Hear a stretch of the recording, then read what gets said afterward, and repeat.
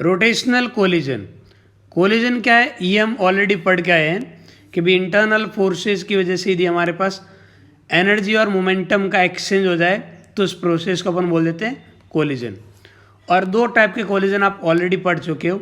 एक तो हमारे पास हेड ऑन कोलिजन, जहाँ जो कोलाइडिंग बॉडी है उनकी वेलोसिटी बिफोर कोलिजन और आफ्टर कोलिजन कॉमन नॉर्मल की डायरेक्शन में रहती है।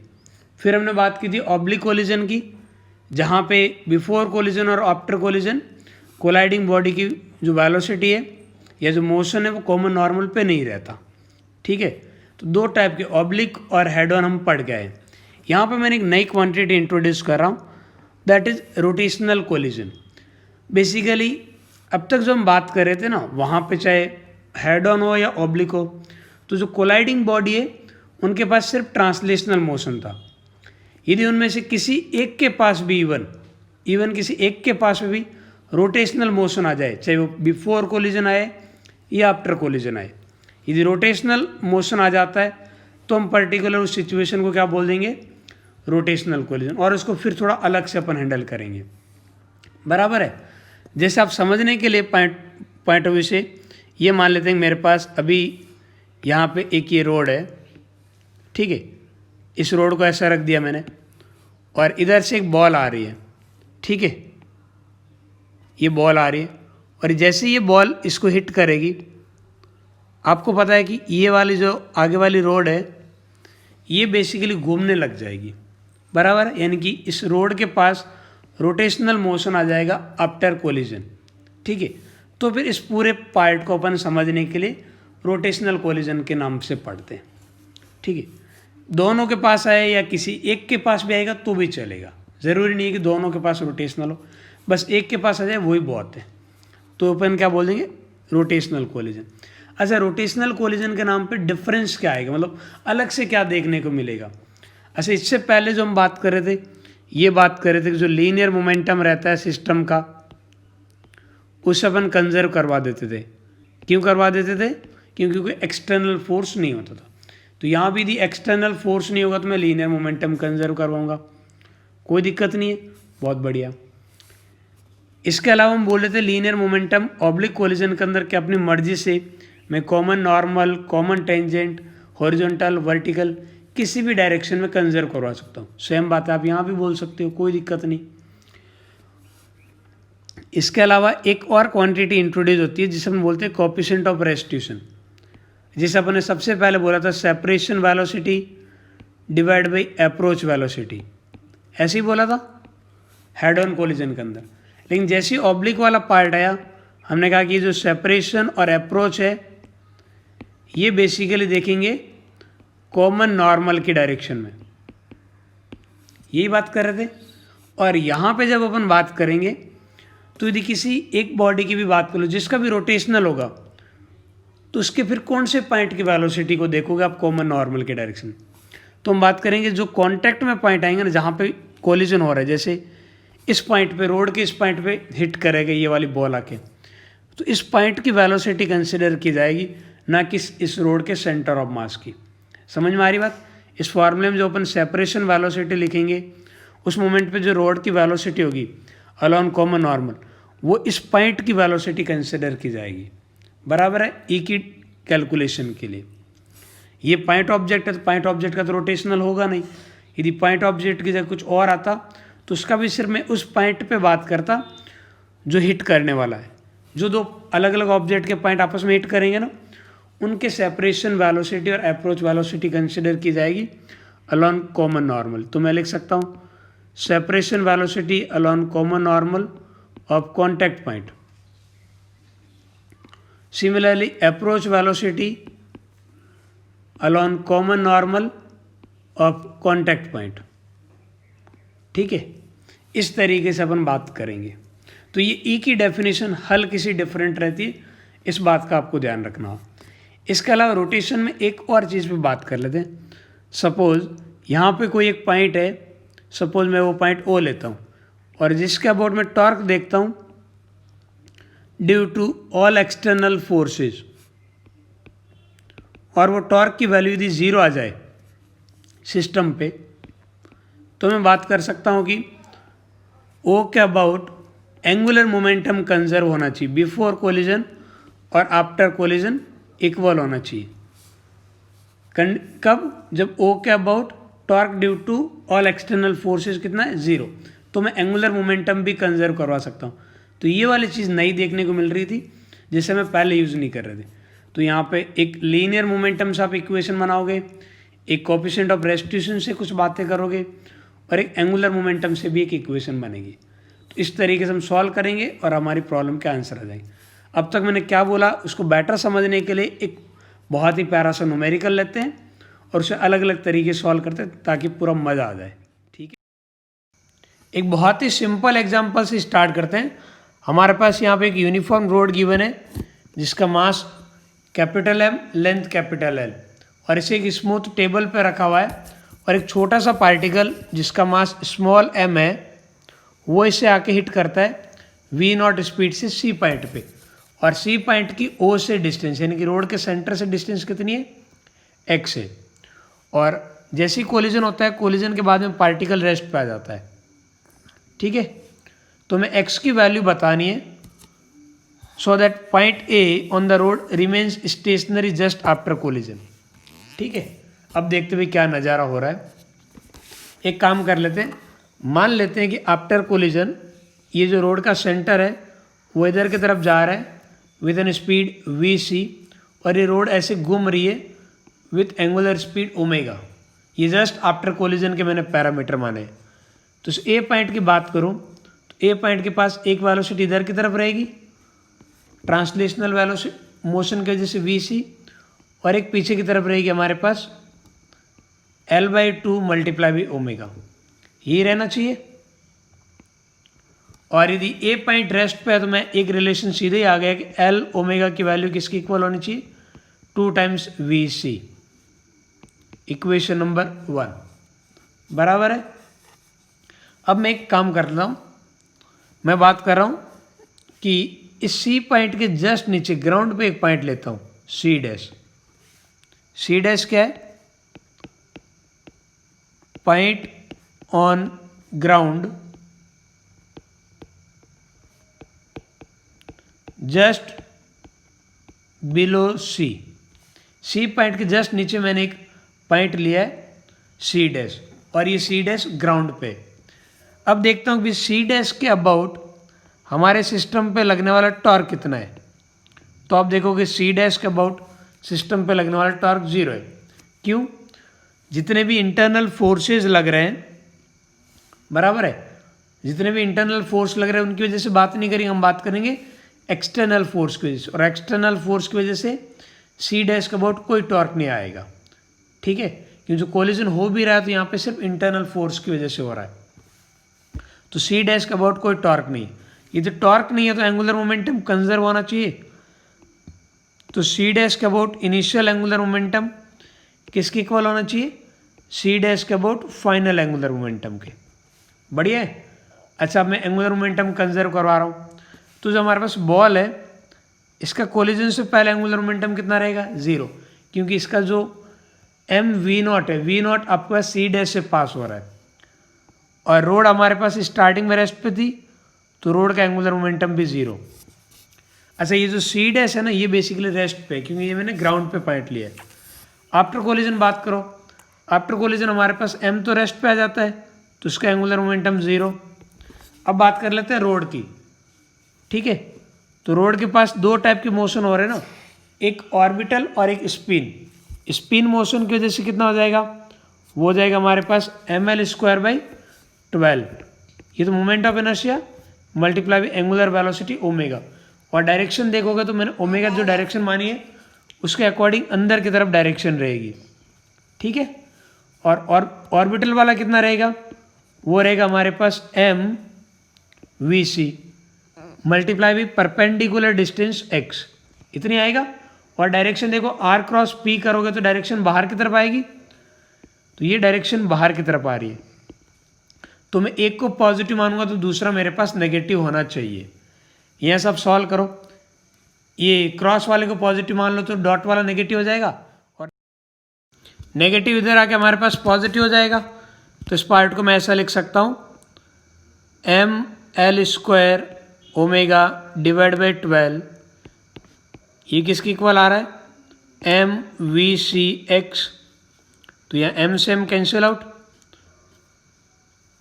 कैंसिल आउट, और ये जो रिमेनिंग पार्ट है यहाँ पे क्या बन रहा है हमारे पास, l multiply by l omega divide by 12 is equal to V C multiply by X. और l ओमेगा की जगह ट्वाइस ऑफ वी सी लिख सकता हूँ, तो ये आपस 2 times V C divide by 12 is equal to V C multiply by X. ये कैंसिल आउट, ये 6। तो यहाँ से x की वैल्यू कितनी आ रही है, x की वैल्यू आ रही है l डिवाइड बाई 6। ठीक है, उम्मीद करता हूँ ये वाला पार्ट आपको समझ में आया। बहुत ही छोटी सी प्रॉब्लम लेके अपन ने सॉल्व किया है। ठीक है, ये रोटेशनल कोलिजन का ये एक बहुत ही बढ़िया प्रॉब्लम है, ये समझने के लिए भी कि रोटेशनल कोलिजन और नॉर्मल वाले कोलिजन में कहाँ डिफरेंस आता है। ये देखो एक डिस्क है जिसका मास आपको गिवन है small m, radius capital R, और इसे एक स्मूथ हॉरिजॉन्टल टेबल पे रखा हुआ है। और अब एक पार्टिकल इक्वल मास का जो हमारे पास v स्पीड से ट्रैवल कर रहा है, और ये v स्पीड से ट्रैवल कर रहा है, इसको हिट करता है। और हिट करने के बाद में ये जो पार्टिकल है ना, a particle comes to rest after the impact. जैसे इसको हिट करता है पार्टिकल तुरंत रेस्ट पे आ जाता है। तो आपको बताना है एंगुलर स्पीड कितनी होगी इस डिस्क की, angular speed acquire by disc. बहुत ही बढ़िया प्रॉब्लम है।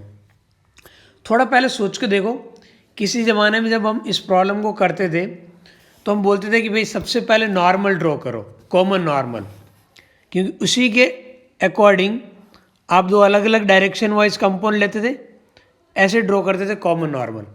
हाँ है ना। और कॉमन नॉर्मल के डायरेक्शन में आप कुछ कोएफिशिएंट ऑफ रेस्टिट्यूशन ई की बात करते थे। ठीक है, यहाँ एकदम प्रॉब्लम डिफरेंट है। ये जो एक वर्ड, ये लाइन दी है ना लास्ट वाली, इस बारे में दोबारा सोचो। क्या मैं ये गिवन है कि दोनों आपस, ये वाला बॉल और ये जो डिस्क है, डिस्क की सरफेस स्मूथ है, ऐसा कहीं मेंशन है? नहीं। तो सरफेस रफ हो सकती है। अब देखो फोर्स किधर लगेगा उस पर बात करते हैं। ये वाला जो हमारे पास बॉल है, स्मॉल है मास वाली, ये अचानक से रेस्ट पे आ जाती है। ये तभी रेस्ट पे आ सकती है जब इस पर इधर की तरफ फोर्स लगे, वेलोसिटी बिल्कुल अपोजिट।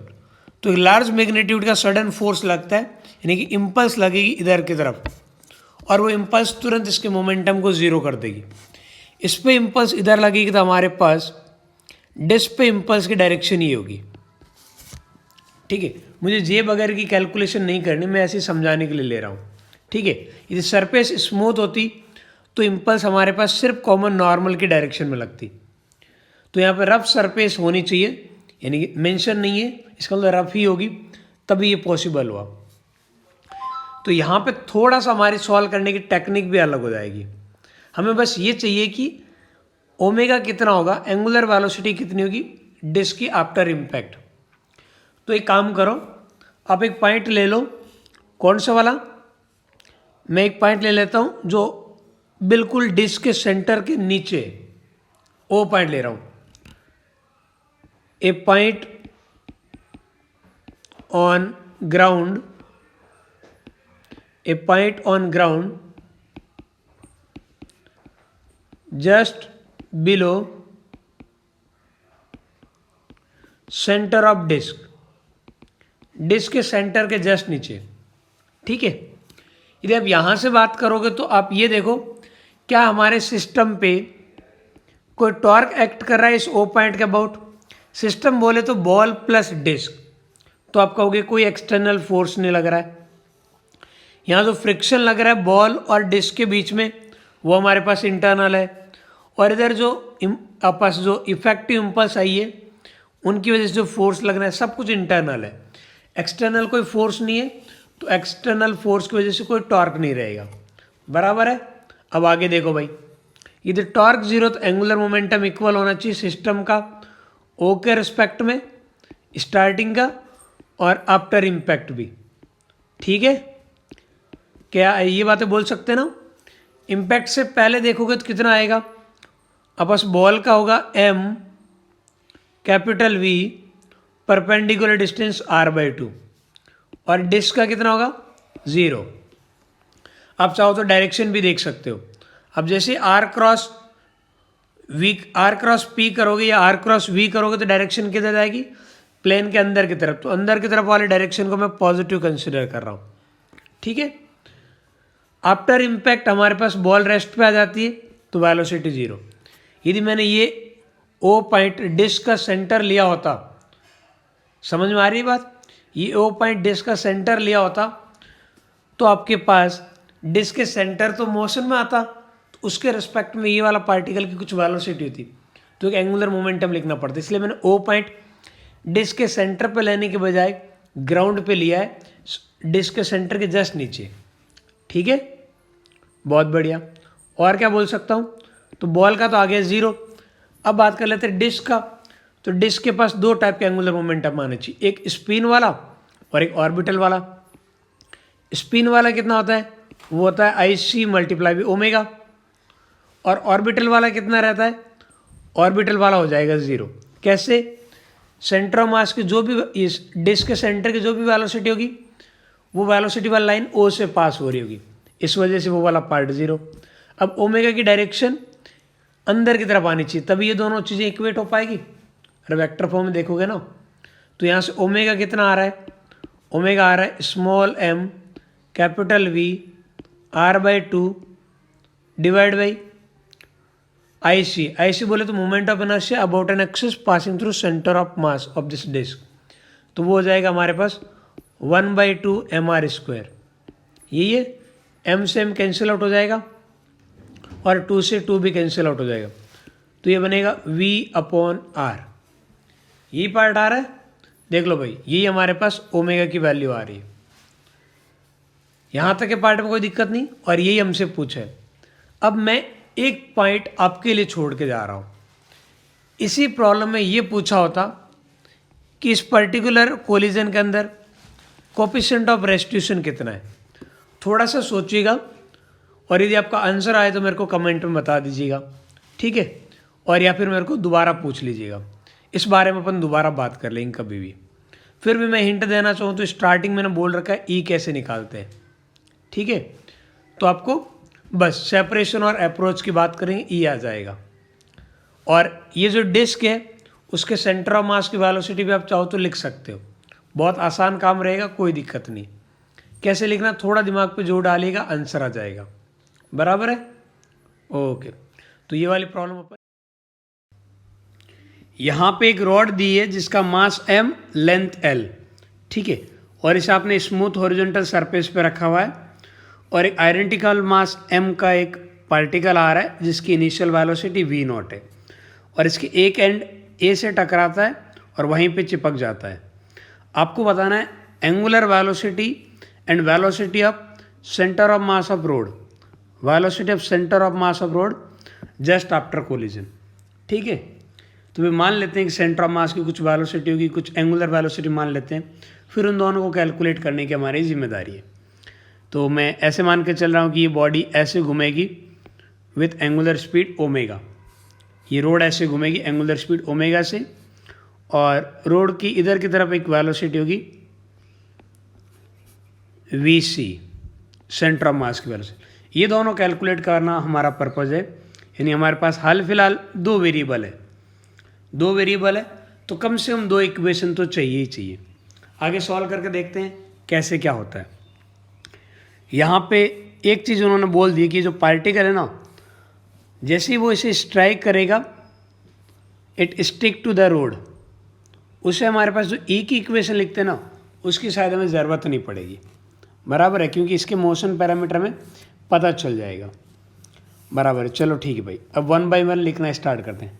सबसे पहले तो मैं यहाँ पे ये बात कर सकता हूँ कि जो लीनियर मोमेंटम है मैं उसके कंजर्वेशन की बात कर सकता हूँ, ठीक है। मैं लिख सकता हूँ कि भाई as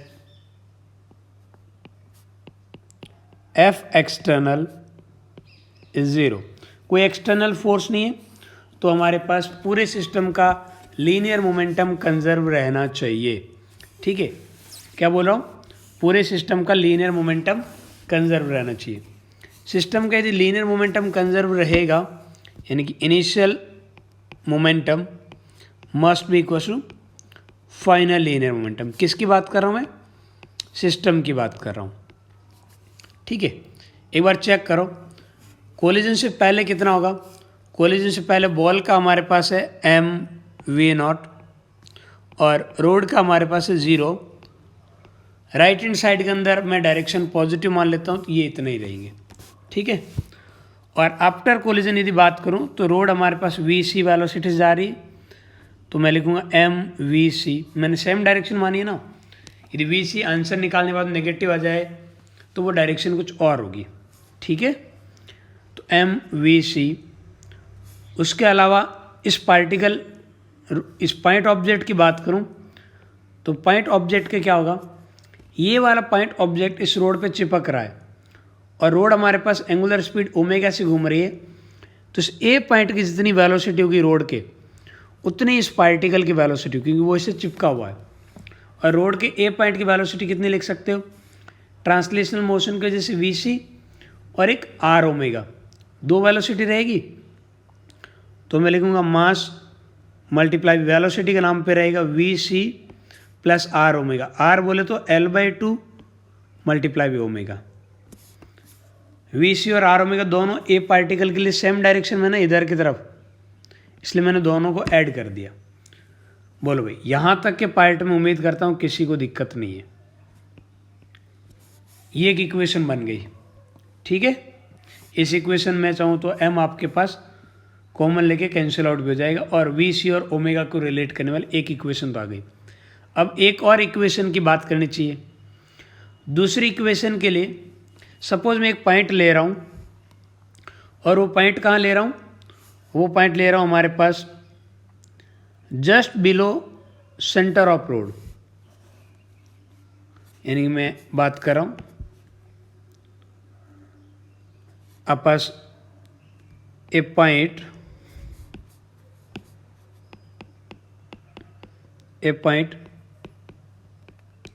just below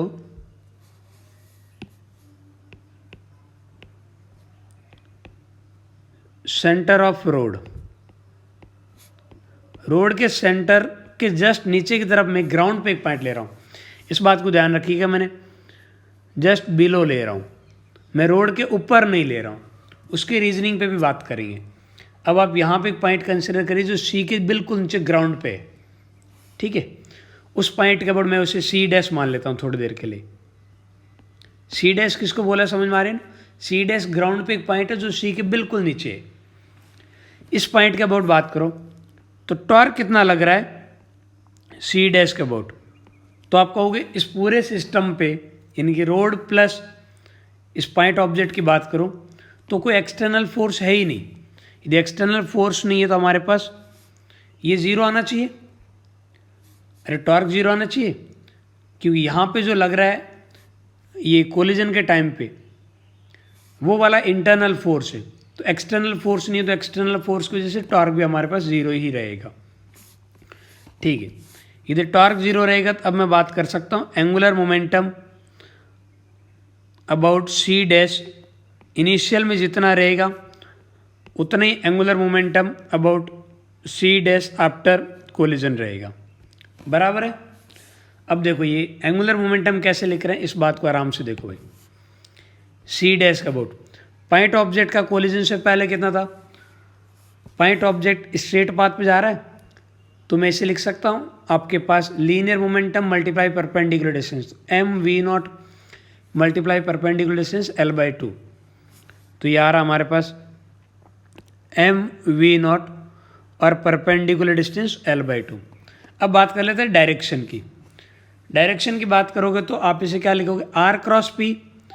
r cross p करोगे तो r क्रॉस p की जो डायरेक्शन आएगी ना वो वापस प्लेन के अंदर की तरफ आ रही है। अब सी डैश के अबाउट बात करो भाई, जो बिल्कुल नीचे r क्रॉस p करके देख लो, इधर की तरफ हमारे पास r की डायरेक्शन आ रही है और ये हमारे पास p की डायरेक्शन आ रही है। r क्रॉस p करोगे तो अंदर की तरफ जाएगी। बराबर है, तो ये डायरेक्शन अंदर की तरफ को मैं पॉजिटिव मान लेता हूँ अभी के लिए। और रोड की बात करें तो रोड स्टार्टिंग में रेस्ट पे है, तो ना तो इसके पास कोई ऑर्बिटल एंगुलर मोमेंटम होगा, ना ही हमारे पास स्पिन वाला, दोनों ही पार्ट क्या रहेंगे, जीरो। अब बात कर लेते हैं आफ्टर कोलिजन। आफ्टर कोलिजन उसकी वेलोसिटी कितनी है, उसकी वेलोसिटी अभी अपन ने कैलकुलेट किया, पॉइंट ऑब्जेक्ट कितनी है, वो हमारे पास V C plus L/2 omega इतनी है, MV/r, आर बोले तो L/2, कोई दिक्कत नहीं। अभी भी डायरेक्शन की बात कर लो तो R क्रॉस V करोगे तो वो किधर जाएगा, अंदर की तरफ, तो वो भी सेम पॉजिटिव ले रहा हूँ। अब बात कर लेते हैं रोड के लिए, तो ये तो मैंने पॉइंट ऑब्जेक्ट के लिए बात की थी। अब रोड के एंगुलर मोमेंटम की बात करूँगा तो रोड के पास दो होंगे, एक स्पिन और एक ऑर्बिटल। स्पिन वाला कितना होता है, स्पिन वाला होता है हमारे पास IC मल्टीप्लाई भी ओमेगा, IC बोले तो mL²/12 मल्टीप्लाई भी ओमेगा, और ओमेगा की डायरेक्शन कैसे आ रही है, अंदर की तरफ, तो ये वाला पार्ट भी पॉजिटिव रहेगा। अब बात कर लेते हैं ऑर्बिटल वाला। ऑर्बिटल वाले की बात करूँगा तो VC आपके पास C' से पास हो रहा है, इस वजह से ऑर्बिटल वाला जो एंगुलर मोमेंटम है रोड का वो ज़ीरो रहेगा। C' का अबाउट कैलकुलेट कर रहा हूँ और आपस जो सेंटर ऑफ मास की वेलोसिटी VC है वो C' से पास हो रही है, इस वजह से ऑर्बिटल वाला पार्ट रहेगा ज़ीरो। ये इक्वेशन नंबर 2। अब हमारे पास दो इक्वेशन है, दो वेरिएबल है, सॉल्व करेंगे आंसर आएगा, आएगा कि नहीं आएगा। तो इस तरीके से अपन लिख सकते हैं, कोई दिक्कत है तो बोलो भाई। अच्छा, एक यहाँ पे डाउट आना चाहिए, सर आपने C के अबाउट क्यों नहीं लिखा टॉर्क की कैलकुलेशन, C' के अबाउट ही क्यों लिख रहे हो आप। भाई तुम C के अबाउट टॉर्क की बात नहीं कर सकते, सर क्यों नहीं कर सकता, C हमारे पास non inertial frame of reference है। अबे ये क्या बोल दिया, रिलैक्स रिलैक्स। यदि मैं इस सिस्टम की बात करूं, ये जो C है ना वो रोड का सेंटर है और रोड का सेंटर ऑफ मास है। सिस्टम का सेंटर ऑफ मास यदि आप देखोगे तो सिस्टम का सेंटर ऑफ मास यहाँ आएगा, ठीक है, और ये जो रोड और इसके बीच का जो फोर्स लग रहा है उसकी वजह से पूरे सिस्टम का जो सेंटर ऑफ मास है उसकी वेलोसिटी चेंज नहीं होगी, रोड के सेंटर ऑफ मास की तो वेलोसिटी चेंज होगी ना। तो जब रोड के सेंटर ऑफ मास की वेलोसिटी चेंज होगी तो उसका एक एक्सेलरेशन होगा, और नॉन इनर्शियल है तो उसके रिस्पेक्ट में जब मैं बात करूँगा तो एक टॉर्क भी आएगा, और conservation of angular momentum valid नहीं है C के अबाउट, लेकिन C' के अबाउट है, क्योंकि C' मैंने ग्राउंड पे पॉइंट लिया है। दोनों में फ़र्क समझ में आ गया होगा, ठीक है। और ज़रूरी नहीं है कि मैं कैलकुलेशन के लिए जो दूसरी इक्वेशन बनानी है ना उसके लिए मैं पॉइंट C के बिलो ही लूँ, मैं अपनी कन्वीनियंट से कहीं और भी ले सकता हूँ, बस ग्राउंड पे लूँगा तो बढ़िया रहेगा। या तो ग्राउंड पे लूँगा तो कहीं भी ले लो, और ग्राउंड पे नहीं ले रहा हूँ, ग्राउंड पे लूँगा तो उसकी वेलोसिटी ज़ीरो रहेगी। यदि मैं यहाँ ले रहा हूँ तो सिर्फ मूवेबल वाला पॉइंट लेना है रेफरेंस के लिए, तो सिर्फ सेंटर ऑफ मास ले सकता हूँ, कुछ और नहीं। Centre of mass of system, rod नहीं, centre of mass of system जो मैंने पिंक कलर में दिखाया वही वाला पॉइंट लिया जा सकता है, ठीक है। तो दूसरी इक्वेशन के लिए और बाकी सिचुएशन देखते हैं, यानी कि एक तो ये तरीका समझ में आ ही गया, आप इक्वेशन सॉल्व करोगे आंसर आ जाएगा, ठीक है, आप इक्वेशन सॉल्व करोगे आंसर आ जाएगा, बराबर है। लेकिन ये इक्वेशन 2 लिखने का हमारा जो तरीका है ये कुछ और भी बात कर लेते हैं। मेथड ये 1 था हमारे पास, एक और तरीके से भी अपन ये इक्वेशन 2 लिखी जा सकती है। मेथड 2 पे बात कर लेते हैं, ठीक है। सेकंड मेथड की बात करें, सेकंड मेथड आप ज़रूरी नहीं है कि C के नीचे लो, आप एक पॉइंट यहाँ भी तो कंसिडर कर सकते हो, जस्ट बिलो A, ठीक है। यदि आप यहाँ कंसिडर कर रहे हो जस्ट बिलो A', ठीक है, तो मैं बात कर लेता हूँ। आपके पास एक पॉइंट कंसिडर कर रहा हूँ, ए पॉइंट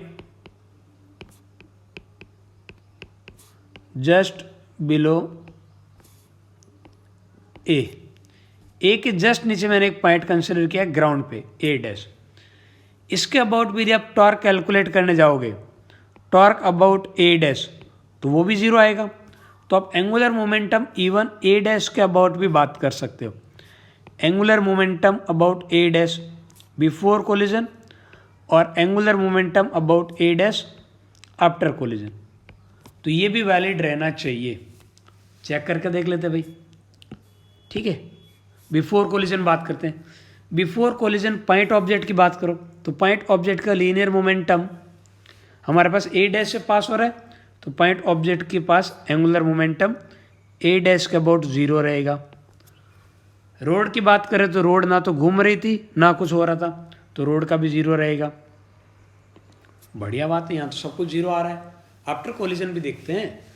आफ्टर कोलिजन यदि पॉइंट ऑब्जेक्ट की बात करूँ तो अगेन पॉइंट ऑब्जेक्ट की जो वेलोसिटी होगी आफ्टर कोलिजन, ये ए डैश से पास होगी, तो पॉइंट ऑब्जेक्ट की आफ्टर कोलिजन भी एंगुलर मोमेंटम 0 रहेगा। बहुत बढ़िया।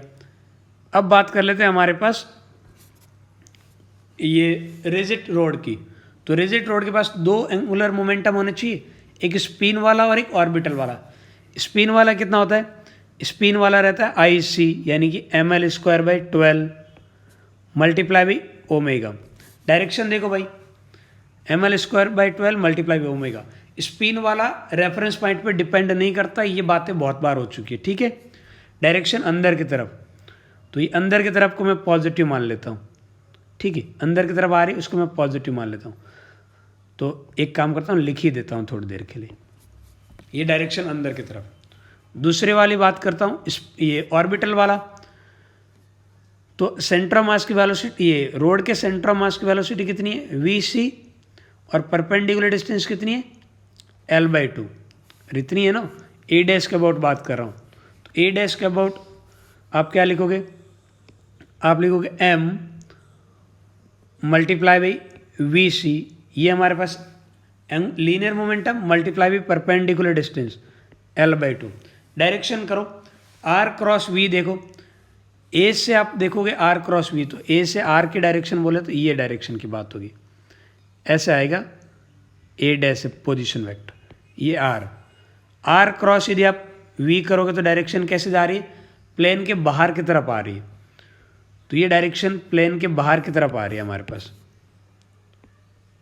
प्लेन के बाहर को ऐसे ही दिखाते हैं, तो यदि एक पॉजिटिव मानूंगा तो दूसरा नेगेटिव आ जाएगा। तो यहाँ से देखो, यहाँ से शायद ओमेगा और इसमें जल्दी रिलेशन मिल जाए। क्या रिलेशन मिल रहा है? M से M कट जाएगा, ये ऐसे लिखेंगे ना, ml²/12 मल्टीप्लाई बाई ओमेगा, किसकी इक्वल है? MVC multiply by L/2। एक L से L कट जाएगा, M से M कैंसिल आउट हो रहा है, ये कैंसिल आउट हो रहा है, 6 बन रहा है। तो VC की वैल्यू कितनी बन रही है? ये बन रही L/6। ठीक है, इधर से हमारे पास ये थोड़ी सिंप्लीफाइड इक्वेशन आ रही है। आप VC की वैल्यू पुट कर दोगे इक्वेशन 1 में। इक्वेशन 2 लिखने के अलग अलग तरीके बता रहा हूँ मैं बेसिकली। ये जो इक्वेशन 2 है ना, ये मैंने एक अलग तरीके से लिखी है, तो इधर से आपका आंसर और बेटर तरीके से जल्दी आ रहा है। लीनियर मोमेंटम तो आप कहीं से भी लिखो, कोई दिक्कत नहीं है ना। अच्छा, एक और पॉइंट जिसकी मैं बात कर रहा था, मैंने कहा कि आप दूसरी इक्वेशन बनाने के लिए ज़रूरी नहीं कि वो पॉइंट लो, आप सेंटर ऑफ मास भी ले सकते हो। ये जो C है वो सेंटर ऑफ मास है रोड का, और ये जो मैं पिंक कलर में दिखा रहा हूँ इसे O लिख देता हूँ भाई, ये बेसिकली सेंटर ऑफ मास है सिस्टम का। तो मैं बात कर लेता हूँ अबाउट O बोले तो centre of mass of system, centre of mass of system, system के सेंटर ऑफ मास के रिस्पेक्ट में बात कर रहा हूँ। अब सिस्टम के सेंटर ऑफ मास की एक वेलोसिटी होगी, इस बात का ध्यान रखिएगा। ठीक है, सिस्टम की सेंटर ऑफ मास की वेलोसिटी होगी, इस बात का ध्यान रखिएगा। और सिस्टम की सेंटर ऑफ मास की वेलोसिटी टाइम के साथ चेंज नहीं होगी, क्योंकि कोई एक्सटर्नल फोर्स नहीं है। स्टार्टिंग में देखते हो सेंटर ऑफ मास की वेलोसिटी कितनी है? mv0 plus m multiply by 0 divide by m plus m। तो सीधे लिख दूँ मैं v0 डिवाइड बाई 2, ये सेंटर ऑफ मास की वेलोसिटी है और ये कांस्टेंट रहेगी। एक और चीज़ का ध्यान रखना, जितने भी फ्रीली ऑब्जेक्ट है, यानी कि आप बाहर से उसे उनके मोशन को डिस्टर्ब नहीं कर रहे हो, तो फ्रीली ऑब्जेक्ट हमेशा सेंटर ऑफ मास के अबाउट ही रोटेट करते हैं। तो पूरा सिस्टम ओ के अबाउट ही रोटेट करेगा, ओ का पाथ स्ट्रेट रहेगा, एकदम सीधी लाइन में चलता रहेगा। रोड आपके पास ओ के अबाउट घूमेगी, बराबर है। इनफैक्ट पूरा सिस्टम ओ के अबाउट घूमेगा, और ओ के अबाउट भी ओमेगा उतनी आएगा जितना सी डैश के अबाउट आ रहा है, क्योंकि सब कुछ मिलके जो सिस्टम है वो एक रिजिड सिस्टम बन रहा है, और रिजिड बॉडी के अंदर ओमेगा हर एक पॉइंट का इक्वल होता है और एक दूसरे के रिस्पेक्ट में भी इक्वल होता है। एक बार चेक करते हैं एल की इक्वेशन कैसे लिखेंगे। अब मैं इस ओ के अबाउट यदि बात करें तो अभी भी यदि मैं बात करूँ टॉर्क की, तो टॉर्क अबाउट ओ कितना आएगा, 0 आएगा। क्यों आ रहा है, समझ में आ रही है बात। सेंटर ऑफ मास की वेलोसिटी कांस्टेंट है, इसलिए मैंने ले लिया एक मूवेबल पॉइंट ले लिया जिसके अबाउट टॉर्क निकाल रहा हूँ, ठीक है। यदि टॉर्क हमारे पास 0 है तो मैं कहूँगा कि आपस जो एंगुलर मोमेंटम रहेगा about O before collision, it must be equal to angular momentum about O after collision. देखो भाई बिफोर कोलिजन कितना रहेगा, बिफोर कोलिजन सबसे पहले बॉल का देखो, बॉल हमारे पास वी नॉट वेलोसिटी से आ रही है, लेकिन सेंटर ऑफ मास के रेस्पेक्ट में वेलोसिटी कितनी हो जाएगी, वी नॉट बाई 2। समझ में रहना, इस बॉल की वेलोसिटी है वी नॉट, लेकिन आप सेंटर ऑफ मास पे बैठ कर देखोगे तो वेलोसिटी कितनी अपीयर होगी, वी नॉट बाई 2, क्योंकि सेंटर ऑफ मास खुद जा रहा है वी नॉट बाई 2 से, तो रिलेटिव वेलोसिटी आ जाएगी वी नॉट बाई 2। तो एंगुलर ये लीनियर मोमेंटम रहेगा M V naught divide by 2, और परपेंडिकुलर डिस्टेंस कितनी रहेगी, एल बाई 4। डायरेक्शन देख लो, आर क्रॉस वी करोगे, अंदर की तरफ जा रही है, अंदर की तरफ की डायरेक्शन को मैं पॉजिटिव मान के चल रहा हूँ, ये प्लस रोड की कितनी आपस angular momentum before collision, wait rod का angular momentum before collision hit करने से पहले रोड का सेंटर ऑफ मास देखो रेस्ट पे, ये जो सी है वो रेस्ट पे, लेकिन ओ के रिस्पेक्ट में देखोगे तो सी की एक वेलोसिटी अपीयर होगी आपको पीछे की तरफ, कितनी, वी नॉट बाई 2। रीजन आपस ये जो सेंटर ऑफ मास है वो खुद चल रहा है, इस वजह से। तो एक ऑर्बिटल मोशन की वजह से एक एंगुलर मोमेंटम रहेगा कितना, एम वी नॉट बाई 2 और perpendicular distance L by 4। Direction देखो तो आर क्रॉस वी करके देखो, आर क्रॉस वी करे तो अभी भी अंदर की तरफ आ रहा है, आर नीचे की तरफ, वी लेफ्ट हैंड साइड में, ओ के रिस्पेक्ट में सी का आर और ओ के रिस्पेक्ट में सी की वेलोसिटी लेफ्ट साइड में, और आपस ये बिफोर कोलिजन की बात कर रहे हैं, और ये रोटेट तो नहीं कर रहा है कोलिजन से पहले, तो स्पिन वाला एंगुलर मोमेंटम कितना रहेगा, 0। तो रोड के पास ऑर्बिटल वाला इतना और स्पिन वाला जितना, तो ये पूरे सिस्टम का एंगुलर मोमेंटम रहेगा बिफोर कोलिजन, किसके रिस्पेक्ट में, सेंटर ऑफ मास के रिस्पेक्ट में। वैसे इक्वेशन देख के लग रहा है कि एक अच्छा आइडिया नहीं था सेंटर ऑफ मास के रिस्पेक्ट में लिखना, फिर भी अपन देख रहे हैं कैसे लिखना है, आपको पता होना चाहिए। कोलिजन के बाद में देखो, कोलिजन के बाद में हमारे पास ए पॉइंट की वेलोसिटी कितनी है, ए पॉइंट की वेलोसिटी इधर की तरफ रहेगी हमारे पास V C plus L by 2 omega, इतनी रहेगी, लेकिन किसके रिस्पेक्ट में रहेगी, ग्राउंड के रिस्पेक्ट में। ओ के रिस्पेक्ट में कितनी हो जाएगी, माइनस वी नॉट, बराबर है, अरे माइनस वी नॉट, क्योंकि आपस ओ की वेलोसिटी और दोनों सेम डायरेक्शन में ना, तो रिलेटिव वेलोसिटी इतनी रहेगी। तो मैं पॉइंट ऑब्जेक्ट का एंगुलर मोमेंटम लिख रहा हूँ, तो mass multiply velocity V C plus L by 2 omega minus V naught by 2, चलेगा। ये तो आ गया linear momentum multiply with perpendicular distance, तो एल बाई 4, ठीक है। यहाँ तक के पार्ट में कोई दिक्कत तो नहीं है ना, ठीक है भाई, ये पार्ट आ गया। ये तो अपने पॉइंट ऑब्जेक्ट का लिखा है। अभी हमारे पास अच्छा डायरेक्शन भी देख लो भाई, पॉइंट ऑब्जेक्ट के लिए आर क्रॉस वी करो, आर क्रॉस वी करो, अंदर जा रहा है पॉजिटिव, कोई दिक्कत। अब रोड की बात कर लेते हैं, आफ्टर कोलिजन रोड की बात कर लेते हैं।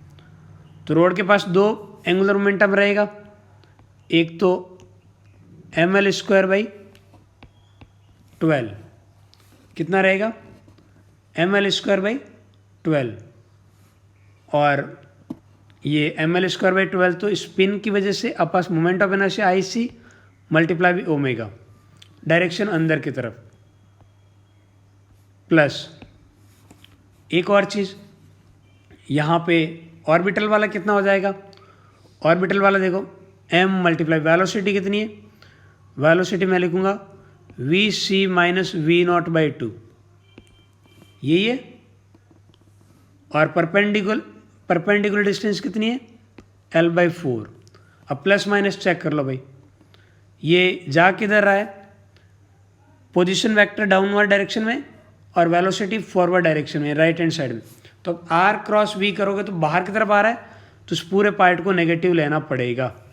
तो ये वाला पार्ट है ये नेगेटिव आएगा, तो ये पूरा पार्ट आ गया। वैसे ओ के रिस्पेक्ट में कैलकुलेट करना है, ऐसे लिखना है तो ओ के रिस्पेक्ट में कैलकुलेशन का कोई मीनिंग भी नहीं है, फ़ायदा भी नहीं। बेटर है कि मैं इसी इक्वेशन को पूरे पार्ट को ऐसे लिखने के बजाय ऐसे लिख सकता कि कोलिजन से पहले कितनी है, कोलिजन के पहले वाला पार्ट तो बिल्कुल वैसे ही लिख रहा हूँ मैं, लेकिन कोलिजन के बाद का पार्ट मैं देखना अलग तरीके से लिख रहा हूँ। ये आपके पास बॉल का और रोड का ऐसे लिख रहा हूँ, mv0 divide by mv0/2 multiply by l/4 plus 0। ये सब लिख रहे हो तब तो ओ के रेस्पेक्ट में लिखने का कोई मीनिंग ही नहीं है। बेटर है कि जब ओ है तो ओ क्या है, सेंटर ऑफ मास है ना पूरे सिस्टम का, तो पूरे सिस्टम का मैं लिखता हूँ ना IC पूरे सिस्टम का मल्टीप्लाई बाई ओमेगा। ओमेगा तो सबके अबाउट एक जैसा रहेगा ना, तो ये ज़्यादा बढ़िया तरीका। पूरे सिस्टम का मोमेंट ऑफ इनर्शिया कितना रहेगा, अब वो लिख दो भाई। पूरे सिस्टम का मोमेंट ऑफ इनर्शिया देखो, पॉइंट मास का आप लिखोगे m l/4 का स्क्वायर, यही है। रोड का कितना होगा, रोड का आप बोलोगे ml²/12, ये तो आपके पास ये रोड के सेंटर के अबाउट पैरेलल एक्सिस थ्योरम, तो m l/4 का स्क्वायर, तो ये पूरे सिस्टम का एंगुलर मोमेंटम आ गया मल्टीप्लाई बाई ओमेगा। और पूरे सिस्टम का उसके सेंटर ऑफ मास के अबाउट तो सिर्फ स्पिन वाला ही पार्ट होगा, ऑर्बिटल वाला तो काउंट नहीं होगा। अरे पूरे सिस्टम का ऑर्बिटल तो नहीं होगा ना, सेंटर ऑफ मास के अबाउट तो सिर्फ स्पिन वाले होगा, तो यही रहेगा। इस पूरे को अलग अलग लिखने के बजाय ये तरीका ज़्यादा बेटर है। तो इस तरीके से भी आप इक्वेशन 2 लिख सकते हो, ऐसे या ऐसे। कब, जब आप बात कर रहे हो पूरे सिस्टम का, अपन पूरे सिस्टम के सेंटर ऑफ मास के अबाउट कैलकुलेशन कर रहे हैं। यहाँ दो वेरिएबल थे तो 2 इक्वेशन से हमारा काम चल जाएगा, ठीक है। तो मैंने 3 अलग अलग तरीके बताए आंसर निकालने के लिए।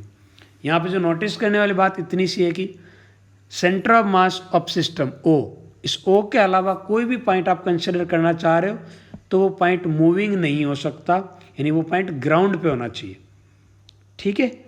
वो पॉइंट कहाँ होना चाहिए, ग्राउंड पे होना चाहिए, या मोर प्रिसाइजली उस पॉइंट की वेलोसिटी कांस्टेंट होनी चाहिए। यदि वेरिएबल वेलोसिटी है तो उसके अबाउट आप एंगुलर मोमेंटम को कंजर्व नहीं करवा सकते। समझ में आ रही बात। इसलिए मैंने पहले मेथड में एक पॉइंट लिया था रोड के सेंटर के जस्ट नीचे ग्राउंड पे, दूसरे मेथड में ए एंड के जस्ट नीचे ए डैश, और तीसरे मैंने सेंटर ऑफ मास ओ लिया था।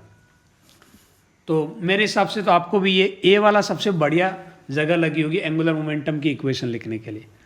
तो आपको जहाँ से कंफर्टेबल लगे आप वैसे लिखिएगा, मुझे कोई दिक्कत नहीं। बस ये छोटी छोटी सी जो बातें मैंने बोले ना उनका ध्यान रखिएगा। सबको सॉल्व करेंगे आंसर आ जाएगा, ठीक है। यहाँ पे हमें कोएफिशिएंट ऑफ रेस्टिट्यूशन की ज़रूरत नहीं पड़ी, क्योंकि इन्होंने सीधे ही बोल दिया कि भाई ये इसे चिपक जाएगी। वैसे ई कितना है, ई 0 होगा, क्योंकि जहाँ 2 पॉइंट कॉन्टैक्ट हो रहे हैं आफ्टर कोलिजन वो सेपरेट नहीं हो रहे, वो पॉइंट बराबर है। तो इस तरीके से कोएफिशिएंट ऑफ रेस्टिट्यूशन यहाँ पे 0 है। बहुत बढ़िया, उम्मीद करता हूँ ये वाली प्रॉब्लम, इस वीडियो लेक्चर की लास्ट प्रॉब्लम है, और मैं चाहता हूँ कि वीडियो को पॉज करके एक बार आप इसे ट्राई ज़रूर करो, ठीक है। और देखते हैं कि आपने क्या इक्वेशन फॉर्म किए इन सारे पार्ट को कैलकुलेट करने के लिए। ठीक है, उम्मीद करता हूँ आप सब ने कुछ ना कुछ ट्राई किया होगा, कुछ आंसर आया होगा। हमें बोला है कि एक तो वेलोसिटी कितनी है रोड के सेंटर की आफ्टर कोलिजन, और उसकी एंगुलर वेलोसिटी और बॉल की वेलोसिटी और एक्स की वैल्यू। और एक और चीज़ मेंशन है कि जो बी पॉइंट है it remains stationary just after collision. एक काम करता हूँ, मैं कुछ वेरिएबल मान लेता हूँ। ये मान लेता हूँ आफ्टर कोलिजन रोड का जो सेंटर है ना उसकी इधर की तरफ एक वेलोसिटी रहती है दैट इज़ v1, और जो बॉल है बॉल को इधर की तरफ वेलोसिटी मिलती है आफ्टर कोलिजन v2। तो मुझे पहले वाले पार्ट के अंदर v1 निकालना होगा और थर्ड पार्ट के अंदर v2 कैलकुलेट करना होगा, बराबर है। और मान के चल रहा हूँ कि इस तरीके से रोटेट कर रहा है विथ एंगुलर स्पीड ओमेगा। तो सेकंड पार्ट में ये ओमेगा की बात कर रहा है। मैंने कुछ डायरेक्शन भी मानी है, इवन ओमेगा की भी डायरेक्शन मैंने सेंस ऑफ रोटेशन मान रखा है। अब कुछ भी आपके पास सपोज v1 की वैल्यू नेगेटिव आ जाती है तो उसका मीनिंग होगा कि जो अपने डायरेक्शन मानी उसके अपोजिट वेलोसिटी होगी, ठीक है।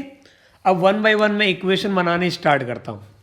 आपको मास गिवन है कि रोड का मास 5m है, लेंथ हमारे पास रोड की l है, और ये जो हमारे पास कोएफिशिएंट ऑफ रेस्टिट्यूशन है वो 3/4 है। ये सारे पार्ट गिवन है। तो जो फर्स्ट इक्वेशन बनाने जा रहा हूँ वहाँ पे मैं यूज़ करूँगा कंजर्वेशन ऑफ लीनियर मोमेंटम। तो मैं लिख रहा हूँ as F external acting on system is 0 so linear momentum of system must conserve. तो आपके पास इनिशियल मोमेंटम सिस्टम का किसके इक्वल होना चाहिए, final linear momentum of system, ठीक है। स्टार्टिंग अंदर सिस्टम का लीनियर मोमेंटम कितना है, इस बॉल का मास आपको स्मॉल m गिवन है तो small m multiply by v0, और रोड का स्टार्टिंग कितना है 0। बाद में बात करें तो इस बॉल की डायरेक्शन अपोजिट है तो -m टाइम्स v2, और रोड का कितना है 5m टाइम्स v1, यही है। तो यहाँ से m कॉमन लेके कैंसिल आउट हो जाएगा तो हमारे पास v0 क्या बन रहा है, v0 बन रहा है माइनस का v2 प्लस का 5 टाइम्स v1, इक्वेशन नंबर 1। जैसे मैंने v1 v2 माना है ना उस तरीके से यदि आपने माना होगा तो आपकी भी पहली इक्वेशन यही आई होगी।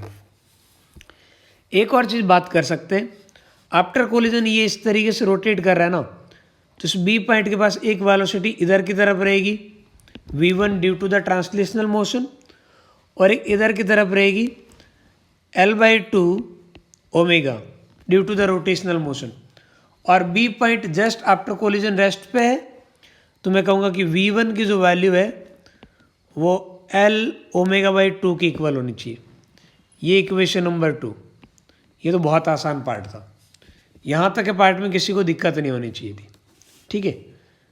एक और चीज़ यहाँ पे अपन बात कर लेते हैं कोएफिशिएंट ऑफ रेस्टिट्यूशन ई की बात कर लेते हैं।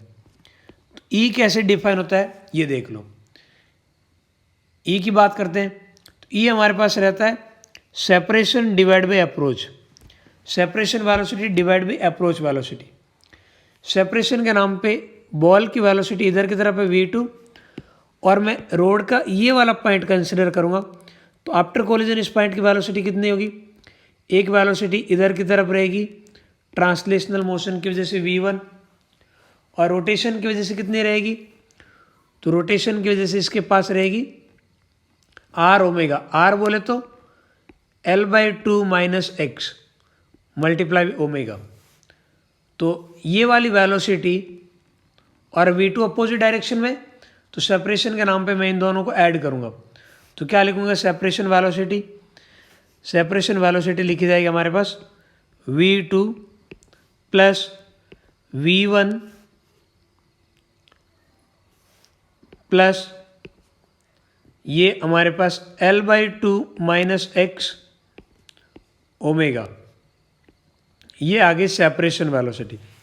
इन दो कांटेक्ट पॉइंट की बात करेंगे तो रोड का ये वाला पॉइंट और हमारे पास बॉल के बीच में, इनके बीच में सेपरेशन वेलोसिटी देखी जाएगी कॉमन नॉर्मल की डायरेक्शन। अप्रोच वेलोसिटी की बात करूँ तो पहले ये पॉइंट रेस्ट पे था और बॉल v0 से आ रही थी तो डिवाइड बाई v0, तो ये हमारे पास आ गई कोएफिशिएंट ऑफ रेस्टिट्यूशन, और ये है कितना 3/4। ये मेंशन है, देख लो कोफिशिएंट ऑफ रेस्टिट्यूशन 3/4 है, क्रॉस मल्टीप्लाई कर दो तो यहाँ से क्या आ रहा है हमारे पास 3 times V0 is equal to 4 times V2 plus 4 times V1 plus ये 4 अंदर जाएगा तो क्या बनेगा, 4 अंदर जाएगा तो ये बनेगा twice of L minus 4x multiply by omega. ये हमारे पास इक्वेशन नंबर 3। एक्चुअल हमारे पास वेरिएबल कितने, 4 वेरिएबल है ना, V1 ओमेगा V2 और x, तो 4 इक्वेशन चाहिए। 3 इक्वेशन हम बना चुके हैं, अब 4th इक्वेशन पे बात करते हैं। 4th इक्वेशन देखो कैसे निकलेंगे। 4th equation conservation of angular momentum की बात करेंगे, और मैं काम करता हूँ कंजर्वेशन ऑफ एंगुलर मोमेंटम के लिए एक पॉइंट ले लेता हूँ, ये जहाँ पे इम्पैक्ट हो रहा है ना उसके जस्ट नीचे एक पॉइंट ले लेता हूँ O। तो हमारे पास जो O है ना, O is a point on ground, O is a point on ground just below point of impact, just below point of impact, जहाँ कोलिजन हो रहा है ना उसके जस्ट नीचे मैंने एक ग्राउंड पे पॉइंट लिया, उसके रिस्पेक्ट हम बात कर रहे हैं। अब कैलकुलेट कर लेना, टॉर्क हमारे पास कितना आएगा, 0 आएगा। यदि टॉर्क 0 आएगा तो इनिशियल और फाइनल एंगुलर मोमेंटम को अपन इक्वेट करेंगे, इनिशियल एंगुलर मोमेंटम O के रिस्पेक्ट में और फाइनल एंगुलर मोमेंटम O के रिस्पेक्ट में। यदि इनिशियल की मैं बात करूं तो इनिशियल में आपस जो बॉल है, बॉल का एंगुलर मोमेंटम 0 रहेगा क्योंकि लीनियर मोमेंटम O से पास हो रहा होगा, तो बॉल का हमारे पास 0 रहेगा। और बात करेंगे रोड की तो रोड का 0 रहेगा क्योंकि रोड के पास कोई वेलोसिटी नहीं है। ठीक है, अब बात कर लेते हैं आफ्टर कोलिजन। आफ्टर कोलिजन भी इसकी लीनियर मोमेंटम आपके पास O पॉइंट से पास हो रहा है तो बॉल का बाद में भी एंगुलर मोमेंटम 0 रहेगा। अब बात कर लेते हैं रोड की, तो रोड के पास 2 टाइप के एंगुलर मोमेंटम होंगे, एक स्पिन वाला और एक ऑर्बिटल वाला। स्पिन वाला होता है IC मल्टीप्लाई बाई ओमेगा, तो IC बोले तो मैं लिख सकता हूँ M यानी कि 5 times M L square divide by 12 multiply by omega, यही होता है। और डायरेक्शन देखो, ये तो आप पास स्पिन वाला तो पॉइंट ऑफ रेफरेंस पे डिपेंड ही नहीं करता है, और मैंने ओमेगा क्लॉकवाइज माना है तो डायरेक्शन अंदर की तरफ रहेगी, तो ध्यान रखना अंदर को मैं थोड़ी देर के लिए पॉजिटिव मान रहा हूँ। और O के रिस्पेक्ट में इसकी जो सेंटर ऑफ मास की वेलोसिटी है वो मैंने कितनी मानी, V1। तो स्पिन वाला ये ऑर्बिटल वाला कितना हो जाएगा, ऑर्बिटल वाला हो जाएगा हमारे पास mass that is 5 times M multiply by speed V1 और परपेंडिकुलर डिस्टेंस देख लो भाई, परपेंडिकुलर डिस्टेंस कितनी आ रही, L/2 माइनस एक्स, कितनी आ रही, L/2 माइनस एक्स। अब R क्रॉस V करके देखो, R क्रॉस V करोगे तो बाहर की तरफ आएगा, तो इससे पॉजिटिव मान रहा हूँ तो ये मेरे पास नेगेटिव होना चाहिए। ठीक है, कोई दिक्कत नहीं है। ये हमारे पास इक्वेशन नंबर 4। उम्मीद करता हूँ इस इक्वेशन 4 में किसी को कोई दिक्कत नहीं है ना। वैसे इक्वेशन 4 किसी ने O पॉइंट के बजाय कुछ और लिया होगा तो इक्वेशन 4 लिखने का उसका तरीका अलग रहा होगा, बट आपको घबराना नहीं है, आप कैसे भी लिख सकते हो, वो कम्प्लीटली आपकी चॉइस है। हम इतनी बार वैसे ही डिस्कस कर चुके हैं। जैसे किसी ने यदि पॉइंट लिया होगा on A ground just below C, on A ground just below C, यदि किसी ने ऐसे बात की है, मैं एक पॉइंट ले लेता हूँ, C dash is a point on ground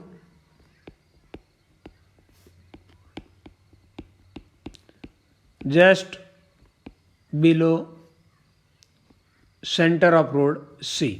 ठीक है, तो हमारी इक्वेशन किस तरीके से लिखी गई वो देख लो भाई। इनिशियल के अंदर बॉल का कितना हो जाएगा, वो हो जाएगा mv0 multiply by perpendicular distance l/2 minus x. कोई दिक्कत तो नहीं है, आराम से देख लो परपेंडिकुलर डिस्टेंस। और डायरेक्शन किधर आ रही है, r क्रॉस v करो अंदर की तरफ। और रोड का खुद का कितना रहेगा, रोड का रहेगा 0। ग्राउंड पे लेने का ये बेनिफिट है कि जो आपको पैरामीटर दिख रहे हैं वही रहेंगे, रिलेटिव निकालने की ज़रूरत नहीं है। और दूसरा ग्राउंड पे लेने की ये बेनिफिट है कि आपके पास जो मूवेबल पॉइंट है उसका एक्सेलरेशन 0 होना चाहिए, अदरवाइज सूडो फोर्स की वजह से टॉर्क आ जाता है और एंगुलर मोमेंटम कंजर्व नहीं हो पाता। तो यहाँ देखो आगे आफ्टर बात करोगे तो कितना रहेगा,